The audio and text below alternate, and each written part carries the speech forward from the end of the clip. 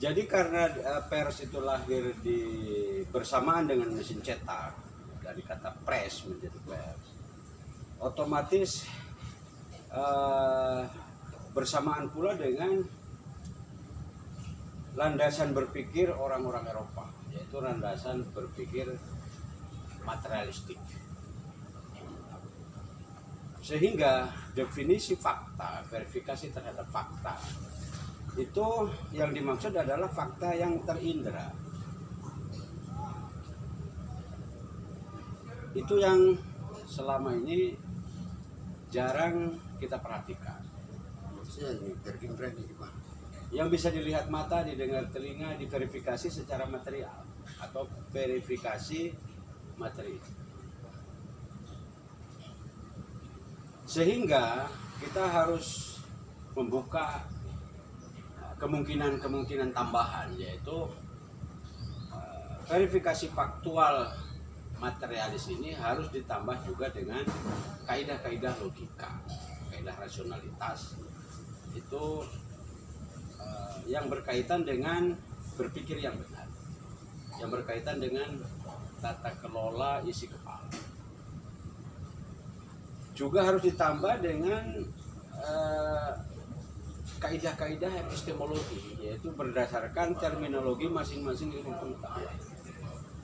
Sehingga setiap ilmu pengetahuan harus bisa diceritakan secara jurnalistik, yaitu dengan merubah idiom-idiom bahasa-bahasa yang sifatnya itu tertentu atau lokal idiomatik ke dalam bahasa rakyat.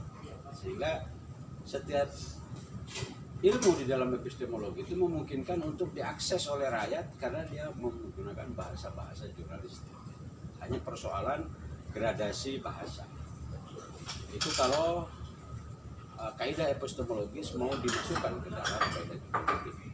Begitupun kaidah filsafat filosofis.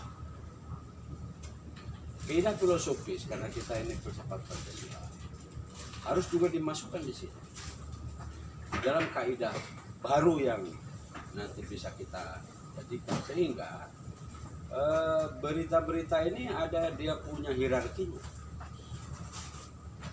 Di hierarki paling bawah itu yang disebut kronika, berita-berita 5W1H, itu peristiwa-peristiwa, tabrakan, kebakaran, pembunuhan, ya acara seremonial, itu semua adalah level fakta yang paling bawah. Artinya itu verifikasi fakta materi. Jadi definisi fakta itu harus kembali kepada makna eksistensi. Ya, jangan ditanya Tuhan itu fakta atau tidak kan gitu. Nah, kalau secara material Tuhan tidak fakta. Padahal di dalam bahasa itu hanya dua kalau tidak fakta, fiksi. Kan? Fakta itu maksudnya realitas atau eksistensi, di mana walaupun tidak kelihatan, tapi dia ada. Ya angin kan nggak kelihatan, tapi dia ada. Terus ilmu kita nggak kelihatan, tapi ada. Ilmu pesawat Habibie nggak kelihatan, tapi kita tahu ada di dalam Habibie ada ilmu. Nah, ketika upgrade di dalam kaidah jurnalistik ini, standarnya kita naikkan, sehingga pada tingkat-tingkat tertinggi, yaitu ketika jurnalistik juga memakai kaidah filsafat metafisika, kita akan bisa melihat hakikat persoalan. Nah, setelah di hari kemarin kita berbicara pers kebangsaan sebagai yang kita inginkan sebagai revisi undang-undang baru, bersamaan juga dengan kaidahnya harus di-upgrade. Di-upgrade itu ditingkatkan. Yang sudah ada tidak dibuang, akan tetapi ditambah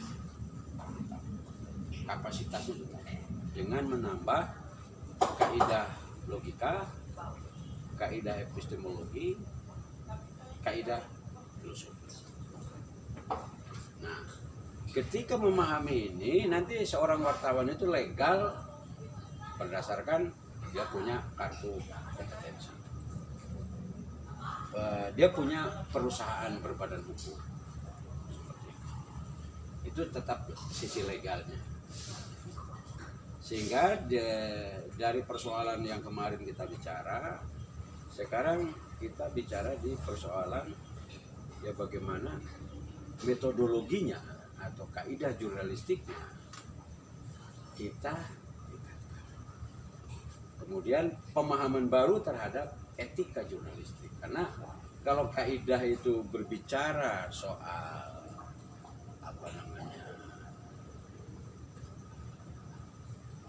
apa sebenarnya jurnalistik itu, kalau etika apa yang harus dilakukan dalam jurnalistik.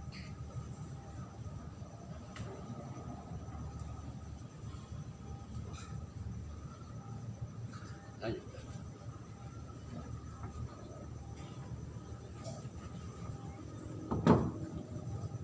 Terus mengalir, lanjut supaya mengalir. Apa upaya?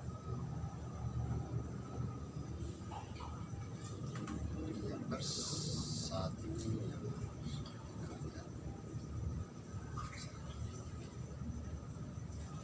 cetak itu dalam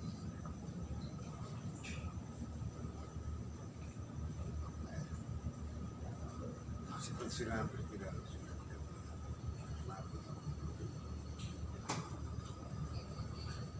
akhirnya pers cetak masih bisa. Ya, kita sekarang lagi berbicara sebetulnya cetak itu dalam bentuk fisik kertas. Radio itu pakai frekuensi, tapi tanpa audio. Televisi pakai gelombang juga pakai frekuensi, tapi dia dengan gambar. Ini hanya medium digital. Kita pakai ranah dunia digital, yaitu internet. Ini hanya alat saja. Ini hanya alat yang memisahkan dia dari yang lain. Itu dari sisi kaidah itu adalah bahwa jurnalistik itu harus dibuat oleh seorang yang memiliki keterampilan. Makanya ada uji kompetensi. Nah, persoalan kita sekarang, masyarakat juga sudah membuat berita dengan adanya medsos ini, kan begitu. Nah, sehingga timbullah suatu masalah yang dipicu oleh adanya teknologi ini. Ketika sekarang masyarakat bukan hanya mendengar, dia hanya sebagai objek, tapi juga dia sebagai subjek. Dia membuat berita juga, menyebarkan informasi dalam tatanan kadar yang ya belum 5W1, ya sekedar yang dia tahu ya. Sehingga perlu ada membongkar ini persoalan-persoalan yang ditimbulkan masyarakat juga membuat berita. Undang-undang pers harus direvisi, selain menyangkut dia harus dilindungi karena dia terancam oleh persoalan perilakunya. Perilaku sekarang ini perilaku darurat. Bisa makan kalau jadi corong. Kalau jadi corong, orang yang punya uang, instansi pemerintah atau non pemerintah. Nah, ini kondisi darurat ini obatnya adalah harus dijadikan pers kebangsaan. Yang kedua,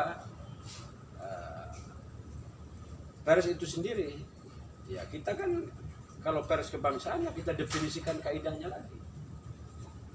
Bukan hanya berdasarkan kaidah verifikasi faktual yang sifatnya materi, akan tetapi disertai dengan ilmu-ilmu tambahan, disiplin ilmu tambahan, ilmu logika,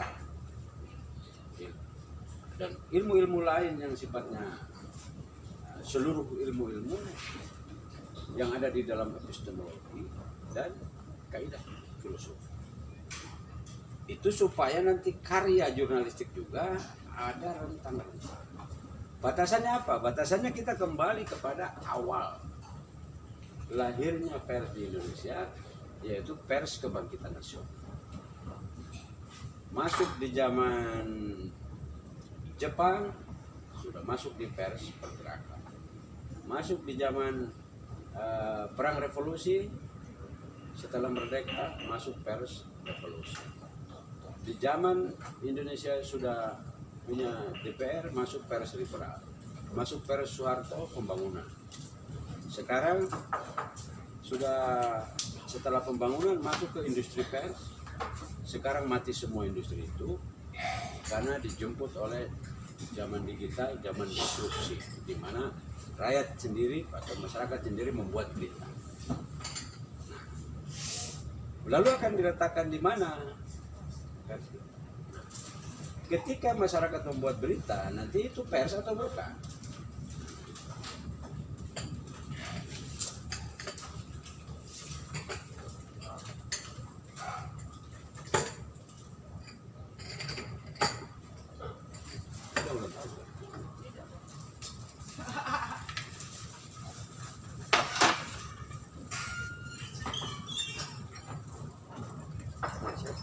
Lihat saat ini masyarakat juga sudah dari Ya. besar masih paling pagi.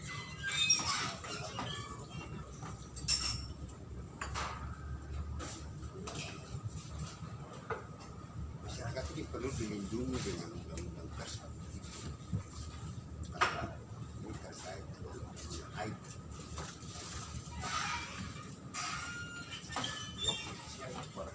Undang-undang IT lebih mendeteksi karena Tetap harus terpisah. Tetap harus terpisah. Karena dari awalnya juga itu membutuhkan satu definisi tersendiri. Perlu orang-orang khusus, yaitu wartawan. Sehingga terbedakan dengan kalau dia tidak cover both side, artinya tidak imbang, hanya satu pihak, tidak ada konfirmasi yang imbang, itu tidak bisa dikatakan pers. Kalau sepihak tidak bisa, harus ada berita. Jadi kalau si A menuduh ini begini, itu bukan pers. Karena pers harus, ya pihak yang dituduh juga diberi ruang untuk bersuara, itu baru pers. Jadi tetap harus dibedakan. Jadi hanya saja mungkin ruang pers kebangsaan itu akan semakin lebih luas sampai di kampung-kampung. Akan tetapi dikawal dengan kaidah-kaidah yang sehingga karya jurnalistik itu dia akan bertingkat dari tingkat yang hanya sekedar kronika pada tingkat-tingkatnya yang lebih mendekati kebenaran, beritanya lebih mendekati.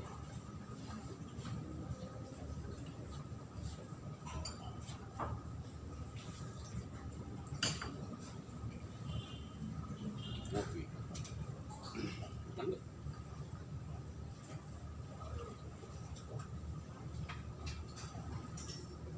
dan satu hampir semua institusi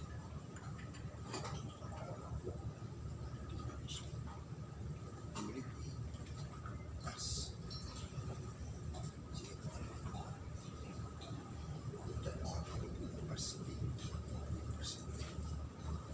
Itu tidak bisa, itu hanya corong.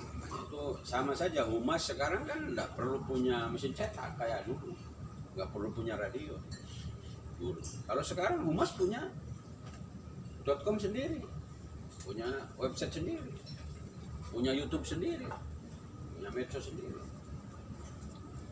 Untuk itu di sini harus kita Mengapa dia bukan mereka buat itu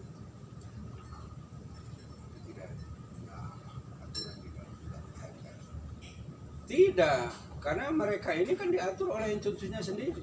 Kalau dia pemerintah daerah, ya dia diatur oleh undang-undang tentang pemerintahan.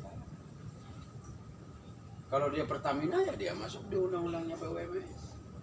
Ya tidak bisa dia menjadi pers. Pers itu lain. Ada definisinya, ketentuan umumnya ada. Yang selama ini dikawal oleh insan pers, sekarang masuk ke sebuah dunia digital yang seluruh alat. Sekarang orang pers juga masuk ke Google, masuk ke YouTube. Yang di situ bersamaan dengan orang-orang yang bukan pers. Ini membedakannya bagaimana? Sekarang yang tadinya pers-pers cetak apa semua beralih ke media online.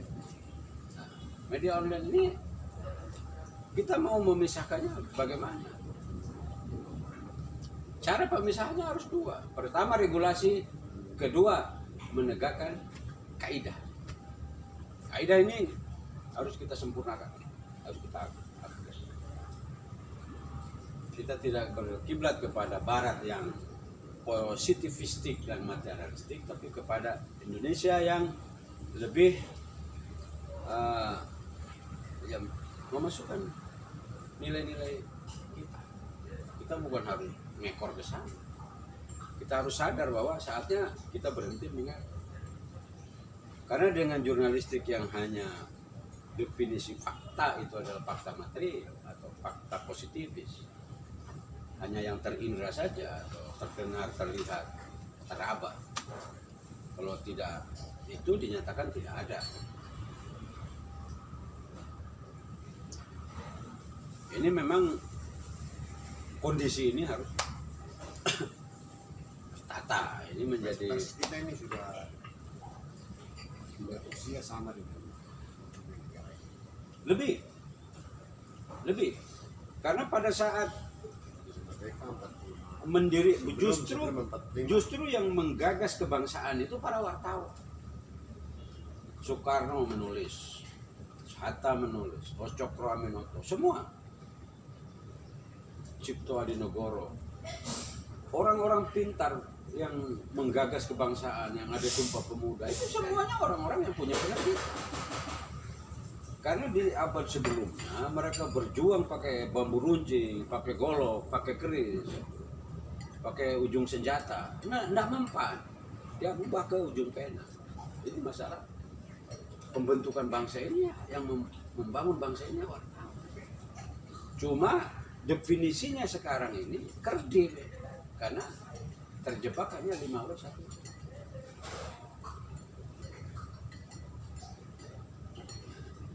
Supaya wartawan tidak lama dalam keadaan darurat seperti sekarang. Darurat itu kan yang tidak boleh juga jadi boleh, ya kan? Kalau masyarakat bilang darurat itu makan tai juga boleh, karena tidak ada makanan. Kalau tidak makan kan mati. Yang makanan untuk saat ini wartawan memang dalam keadaan darurat. Darurat makan tai. Tapi kan tidak bisa makan tai terus.